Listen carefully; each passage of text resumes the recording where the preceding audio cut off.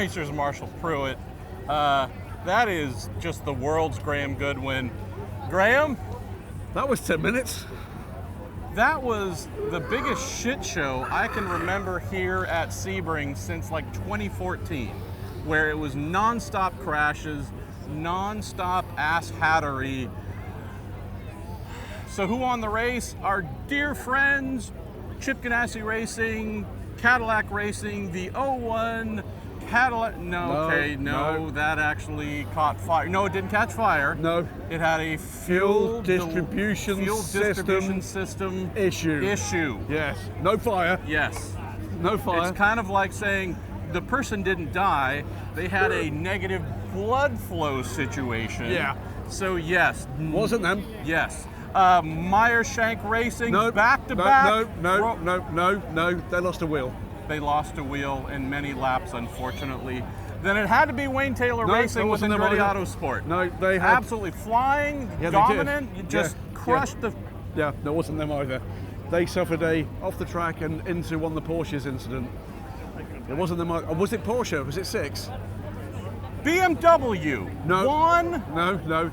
Porsche had a double-decker Porsche moment in the last 5 minutes or so. So both of those cars out of the race, although one of them will finish on the podium by dint of being the least delayed of the remaining cars.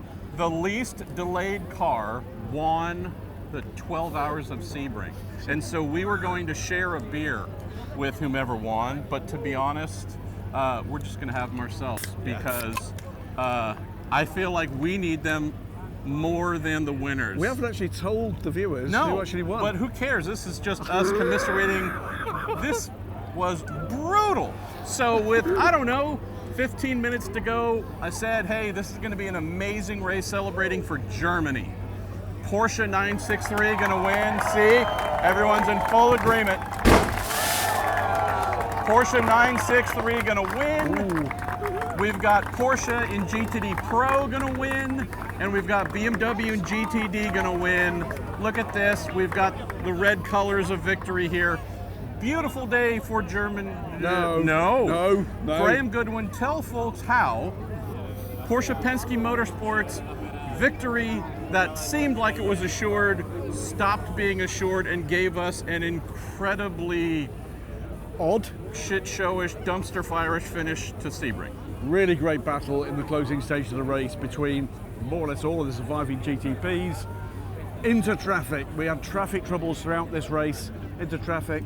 Jaminet and Albuquerque had a fantastic battle in the last half an hour. That ended with a bit of a miscue in traffic from Mathieu Jaminet, clipped Albuquerque's car off the track. That slid through and took out the 6.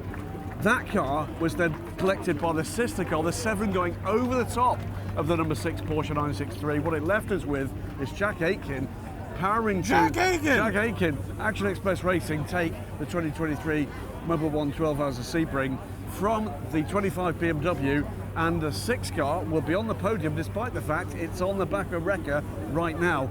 Amazing finish again, not of the sort you really want to see. Should we also say maybe this was the universe giving Jack Aitken back a little bit of what was taken from him? As we learned not so long ago, while he was away at a motor race, someone broke into his house, stole what? Motorbikes, trophies, push bikes. Just all kinds of them, all kinds of things. So good on him. Obviously, his teammates Pippo Durrani put in a whale of a drive. Alexander Sims, a guy who loves to get naked and readily admits that he loves to get naked. He's going to be partying in Florida tonight for sure. What an insane finish, Graham. Part of the reason we love endurance racing, maybe with less running into each other and things getting broken, but it's so unpredictable whenever you think, right? I mentioned the Cadillac, the 01 Ganassi Cadillac. They had this race There is our winning car. covered. There is our winning car right there. They had this race covered, Graham, and not for them. Then you move to the next one. Wayne Taylor, like, nope, not for them. No. And on and on and on. How many GTP cars started the race, my friend? 8. How many finished the race? 3. 2! 3. 60 finished way down. 2. What car finished 3rd overall? Our LMP2 class-winning Tower. Tower Motorsports. John Ferrano finishes on a notional overall podium at the 12 Hours of Sebring. Scott McLaughlin. Yeah. Winner of P2 in his second ever P2 race. I tried to offer him this beer. He said he shouldn't. Then we thought about giving it to his young teammate Kiffin Simpson, who's like 9 years old, but we decided that was a bad idea as well. It's Florida. Yeah. Graham. P3. Let's not forget the contribution that P3 made to this race. Carnage. Yes. For those who weren't aware that there was a race car driver by the name of Robert Mao, well, you now know that there's a race car driver named Robert Mao. Graham, would you like to tell folks, and don't say too much because he's a retired Navy officer and he probably has ways of killing us with drone strikes. Drone strikes. Made significant impact on the race, very literally, taking out initially Pipo Derani, spot in front of the 31 car, which by the way won the race, but took the car out in the early stages. Then, under a caution which he caused on the wave by, managed to drive in a straight line into the back of, I think, the number 6 Porsche Penske Motorsport car. So, yes. I think, am I right? He was parked? Yes, he was parked. Correctly so.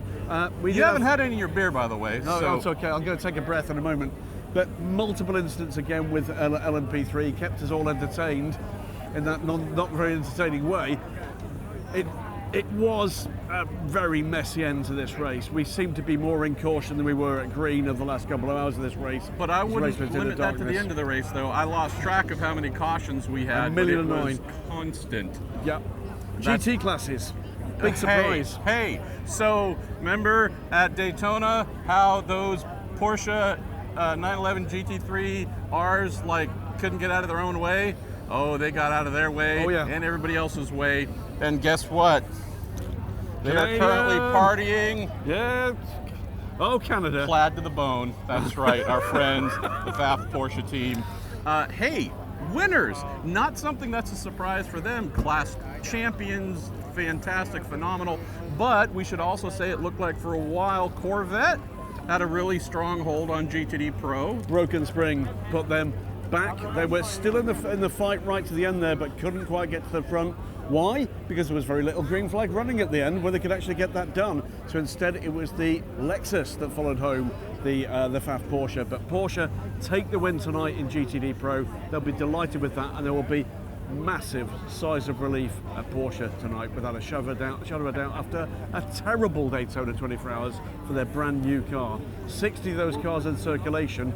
They would have wanted to know that it's the development they've managed to do with the car since Daytona and the change in balance of performance that's made the difference. Size of relief, and also I would say probably size of air restrictors when we get to the next round. And hey, let's not forget GTD itself. Hey, we just saw Madison Snow. He's not a big emotive person, but for Madison, he was basically just rocking it out, super happy, so stoked. Great win for the Paul Miller Racing team. BMW comes out first. It does, and that after a very public demonstration from his teammate Brian Sellers, unhappy with the braking performance on the BMW M4 GT3, having to change rotors on that car pretty early in the race. I'm not very happy about that at all, but the way this race worked, with so much interruption, they managed to make up the lost time and came home a pretty convincing winner in that class. Failed to mention that one of the BMW GTPs had a cooling system problem. Not a fire. Not a fire. That wasn't a fire. It did not appear to have forward momentum capabilities. You should write those press releases. Yes, unfortunately. This, Graham, in closing, was the Daytona Rolex 24 GTP outcome I expected, but we didn't get, and pleasantly so. Great reliability across all the 9 cars. Granted, there were a couple that got knocked out, but just saying, if you look at the class as a whole, GTP opened really strong, defied odds. Here at Sebring, we didn't defy a damn thing, but there's one great little caveat. What did we have at Daytona? We had, whether it was battery problems, whether it was MGU problems, How many batteries and MGUs took out GTP cars here? Zero. That we know of, They took each other out this time. Granted, yes, it was more people doing argy-bargy and whatever type stuff, but pleased to say for IMSA, for Bosch makers of the MGU, for Williams Advanced Engineering Technologies with their energy storage system, not the story of the 12 Hours of Sebring at all. Big kudos to them and what they've learned here in a month and a half. And worth saying as well, the 3 cars that to that rule set that competed yesterday evening in the 8-hour race for the FIWC, none of those problems there either. It's this car. It is the Cadillac V-Series .R that actually brings home the trophy, brings home the points haul, tightens up that championship. We'll be getting into the sprint era now of GTP for the remainder of the season up until Petit Le Mans, with that 6-hour race somewhere in the middle. I'm not going to say it was a great race. There were moments where it was a great race. We had a pack of GTPs fighting hard. I managed to get trackside here, by the way, for the first time in nearly just over 20 years. I'm normally stuck in a TV booth or in a press room for this one, but it was a good period of time where the 4, 5, even 6 GTPs battling nose to tail without the intervention of the yellow flag. Sadly, second half of the race became a bit of a mess. We'll reconvene here middle of next month in April at Long Beach, where we get to play some more IMSA again. Cannot wait. I wouldn't even begin to tell you who's going to win, who's going to run into each other, what's going to fall apart.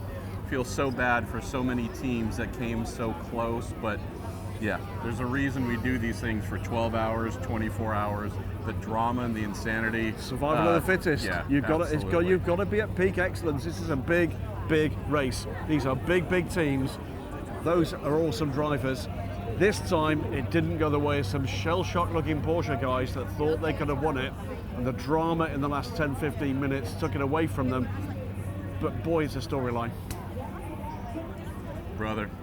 Good night from Super Sebring.